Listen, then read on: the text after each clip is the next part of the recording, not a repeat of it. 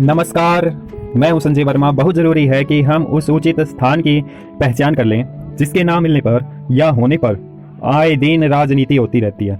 तय किया ही जाना चाहिए कि उचित स्थान का क्या मतलब है और यह कहां पर होता है।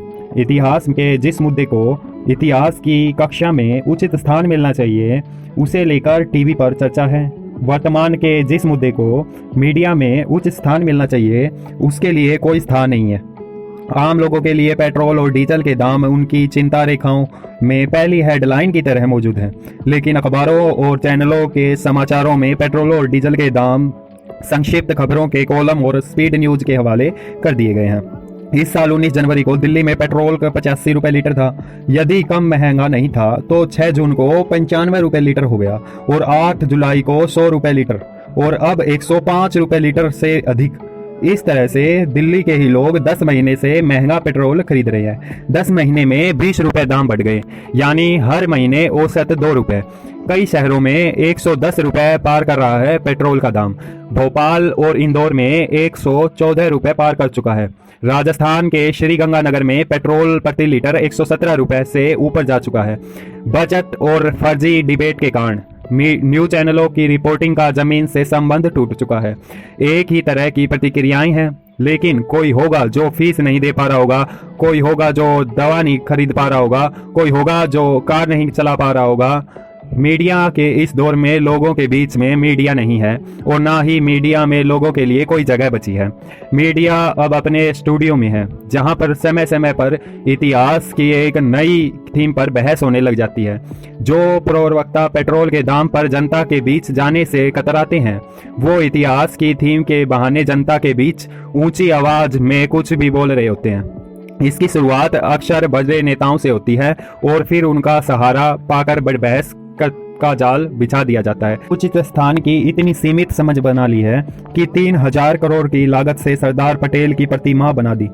देश भर में प्रतिमाओं की होड़ शुरू हो गई है। अगर उचित स्थान की यही समझ है कि किसकी मूर्ति किससे ऊंची हो, तब तो इसका कोई अंत नहीं। फिर तो जिन जिन की मूर्ति की ऊंचाई सरदार पटेल की मूर्ति से कम है, उन्हें इतिहास में उचित स्थान नहीं मिला। उन सब की मूर्ति सरदार पटेल से ऊंची बने और एक दूसरे से ऊंची होती चली जाए। ये सरदार पटेल की जीवनी है, राजमोहन गांधी ने लिखी है। अहमदाबाद के नवजीवन ट्रस्ट से छपी है। 1991 में छपी थी, तब जब उचित स्थान नहीं मिलने की भरमाने वाली राजनीति को प्रमुख स्थान प्राप्त नहीं हुआ। सरदार पटेल पर 611 पन्नों की जीवनी लिखने के लिए राजमोहन गांधी को 166 किताबों, संदर्भ ग्रंथों और पटेल के भाषणों के संग्रह का अध्ययन करना पड़ा था। जाहिर है कई महीने या कई साल लगे होंगे। सरदार पटेल के भाषण और लेखों का संग्रह ही 15 खंडों में प्रकाशित है। PN चोपड़ा ने कोणार्क प्रकाशन के लिए संकलित किया है। इतिहास में अगर पटेल के स्थान को समझना है तो लाइब्रेरी में कुर्सी और मेज को उचित स्थान बनाइए और पढ़िए। नवजीवन ट्रस्ट ने सरदार पटेल के पत्रों का संकलन छापा है।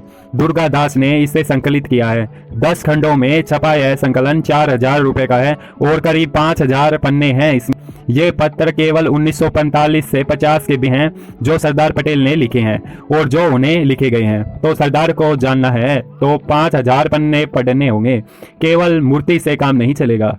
यह एक तरीका हो सकता है, लेकिन इस मूर्ति को आप केवल देखते ही हैं। जानने के लिए तो किताबों के बीच ही जाना पड़ेगा।